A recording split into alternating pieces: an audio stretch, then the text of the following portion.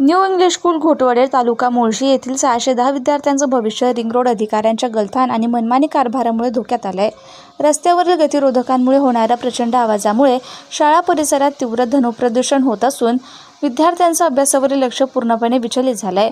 आवाजाच्या तीव्रतेमुळे शिक्षकांना आपण काय शिकवतोय आणि विद्यार्थ्यांना ते काय ऐकताय अशी गंभीर आणि दयनीय परिस्थिती निर्माण झाली आहे। या संदर्भात प्रशासनाला वारंवार निवेदन देऊनही अधिकाऱ्यांनी याकडे जाणीवपूर्वक डोळे झाकले आहे।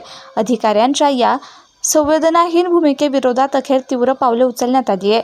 राज्याचे शिक्षण आयुक्त सचिंद्र प्रताप सिंह, प्राथमिक शिक्षण विभाग, महाराष्ट्र राज्य यांना या गंभीर समस्येबाबतचे निवेदन थेट सादर करण्यात आले। प्रशासनाने तातडीने दखल घेऊन हा त्रास बंद न केल्यास तीव्र आंदोलनाचा इशारा देण्यात आला आहे। 2 दिवसापूर्वी रिंग रोडचा जो आवाज होतोय, जो ब्रेकर लावले तुम्ही बघा, प्रचंड मोठ्या प्रमाणात आवाज येतोय। आज 610 विद्यार्थी त्या इंग्लिश स्कूल घोटवडे या शाळेमध्ये शिक्षण घेत आहेत।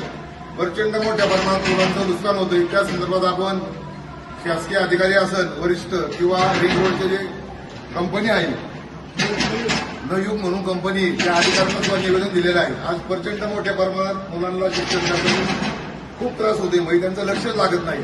मी या व्हिडिओच्या माध्यमातून राज्याचे शिक्षण मंत्री असतात, शिव आसन गजानन पाटील साहेब यांना विनंती करतो, आयुक्त आसन सचिंद्र प्रताप सिंह यांना विनंती करतो की तुम्ही बघा ही अवस्था। 610 मुलं आज त्यांचं भवितव्य टांगलेलं लावलंय।